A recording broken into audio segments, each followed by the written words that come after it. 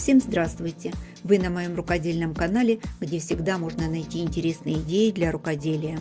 С вами Любовь. Сегодня буду шить домашние тапочки, которые легко заменят носки и согреют ноги, да еще и семейный бюджет сэкономят.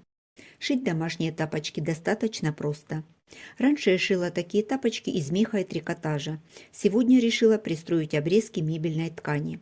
У меня их осталось не так много и размер небольшой. Подобрала несколько вариантов, что-нибудь придумаю. Ткань имеет хлопчатобумажную основу, а сверху какое-то напыление. Выкройка, по которой я шила трикотажные тапки, сюда не подойдет, буду строить новую. Для построения мне понадобятся две мерки. Первая – это длина ступни. Можно замерить свою ногу или использовать уже готовый шаблон, как у меня. Вторая мерка – ширина ступни. Замеряю самое широкое место в районе косточки. У меня 14 сантиметров. На основе этих замеров строю прямоугольник. Длина у меня 24,5 сантиметра. Я возьму 25.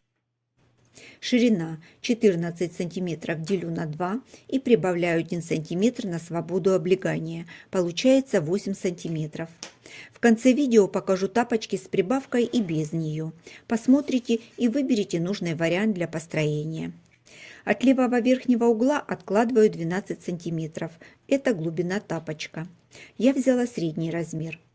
Внизу откладываю 10 сантиметров. Это вспомогательная точка. Заднюю часть тапочка смещу вниз на 2 сантиметра и соединю со вспомогательной точкой. Вверх откладываю высоту тапочка, у меня 6 сантиметров. От этой точки вниз откладываю 2 сантиметра и оформляю вход в тапочек. Верхний срез на заднике сдвину на 0,5 сантиметра и в высоту добавлю 1 сантиметр, чтобы тапки не сваливались с ноги. Оформляю переднюю часть тапочка. Замеряю половину среза на стельке. Сравниваю с длиной среза на выкройке. Ткань у меня не тянется, и это нужно учесть. Длина получилась одинаковая, 29 сантиметров. Чтобы пальцам ноги было комфортно, добавлю 1,5 сантиметра.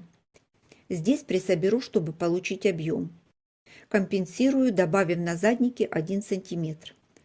От заднего среза откладываю 5 сантиметров, ставлю точку и расстояние до контрольной точки делю пополам. Вверх откладываю 0,5 сантиметра и соединяю плавной линией. Это для лучшей посадки тапочек. В этом месте нога немножко приподнята, и чтобы не было складки, я уберу лишнюю ткань. Обвожу по контуру готовую выкройку. Выкройка готова. Можно вырезать. У меня размер обуви 37,5. Кому подходит, можно делать по моим меркам. Для подошвы обвела свой шаблон. Сразу сделала левый и правый. У меня обрезки ткани небольшого размера, и я буду шить тапочки в стиле колорблок. На выкройке я разместила форму и количество деталей. Чтобы не запутаться, поставлю номера и намечу низ деталей. Разрезаю. Каждую деталь обвожу на ткани, ставлю номер и намечаю низ детали. Все детали крою по 2 штуки одинакового цвета в зеркальном отражении, чтобы рисунок на тапках на внешних и внутренних сторонах совпадал. Каждую деталь вырезаю с припуском 0,5 см со всех сторон. Для задников вырезала из дублерина дополнительные детали без припусков на швы. Хочу, чтобы задники хорошо держали форму. Соберу лоскутную заготовку из подготовленных деталей.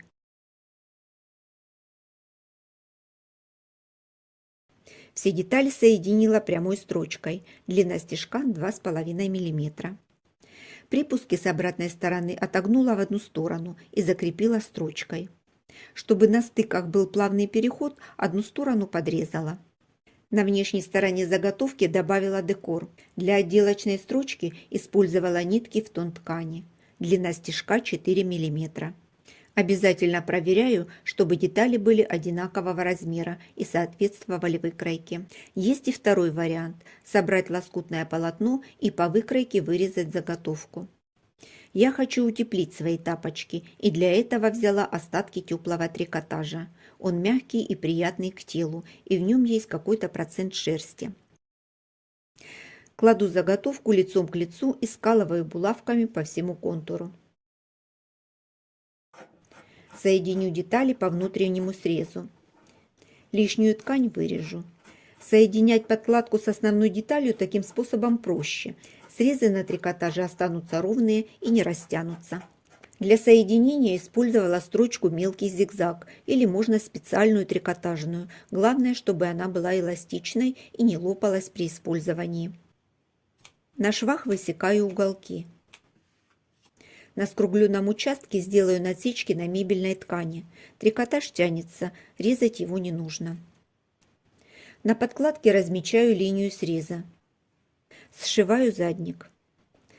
Совмещаю швы, выравниваю срезы и фиксирую булавками. Проложила строчку и теперь срежу лишнюю ткань. В швах высекаю уголки. Припуски расправляю в разные стороны. Подкладку вставляю внутрь, выправляю шов. Делаю небольшой перекат наизнанку, чтобы она не выглядывала. Фиксирую зажимами. Отделочная строчка у меня тоже мелкий зигзаг. Она закрепила припуски и подкладку. Возвращаюсь к заднику. Швы расправляю в разные стороны. Совмещаю подкладку с основной деталью. Закрепила двумя параллельными строчками. Они придадут жесткость заднику и будут удерживать подкладку. По нижнему срезу основную деталь соединила с подкладкой мелким зигзагом.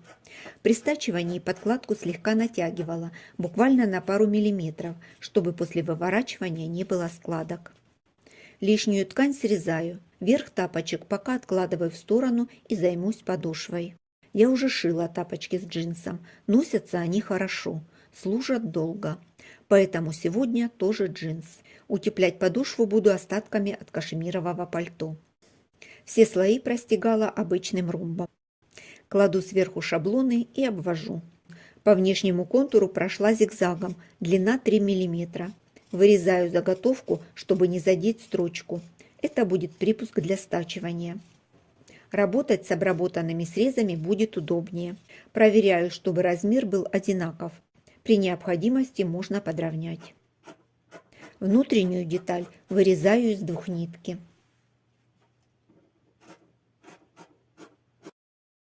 Сразу намечаю, чтобы не перепутать. Примеряю верх к подошве. В передней части осталась ткань, которую добавляла для объема. По краю проложила вспомогательную строчку и слегка стянула. Края ниток пока не фиксировала. Складываю верх тапка с подошвой лицом к лицу. Совмещаю контрольные точки. Ставлю зажим. Середину задника тоже соединяю с контрольной точкой. На верхней заготовке в обе стороны делаю небольшие насечки. Укладываю по форме подошвы и фиксирую зажимами. Затем вторую сторону. Подтягиваю нитку до нужного размера. Креплю зажимом.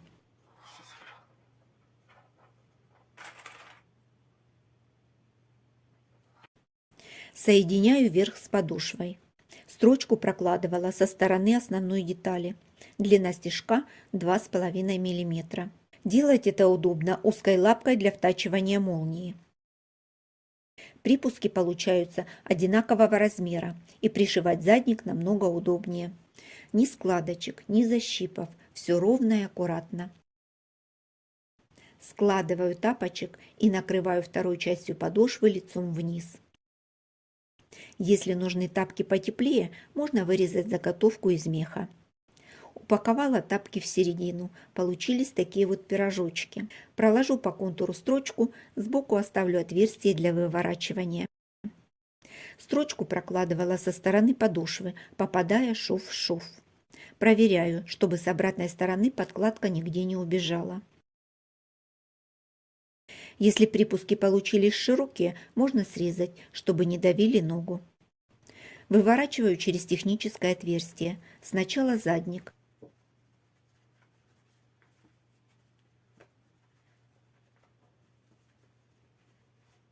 затем переднюю часть.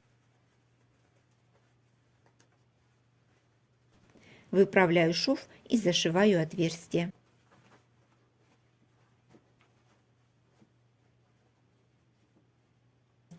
Внутренняя сторона тапочек. Все швы закрыты, стелька надежно зафиксирована и не будет все время вытаскиваться за ногой.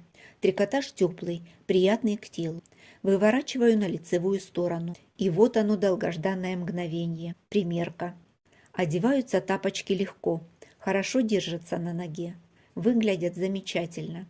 Эти тапочки я шила по выкройке с припуском по ширине 1 см. Сделала я это для того, чтобы поставить теплую подкладку и при необходимости добавить стельку. Я раньше ее вшивала между подошвой и внутренней частью. Теперь решила, что так удобнее. Стельку можно заменить, и время сушки после стирки будет меньше. Вторая пара тапок сшита также, но выкройка без припуска на свободное облегание. Одеваются они легко и на ноге сидят хорошо. Ничего не давит, комфортно, но вставить туда уже ничего не получится. Высота этих тапочек немного меньше, 5 сантиметров. Для сравнения показала оба варианта, а вы выбирайте, что вам больше подойдет. Лоскутный блок для верха тапочек можно сделать любой, насколько хватит вашей фантазии и позволит размер лоскутов. Домашние тапки не покупаю, для всей семьи шью сама. Эксперимент по пошиву тапок из стабильной ткани считаю успешным, я всем довольна. Жду ваши комментарии, я их все вижу, читаю и по возможности отвечаю. А я на этом с вами прощаюсь, до встречи в новых видео.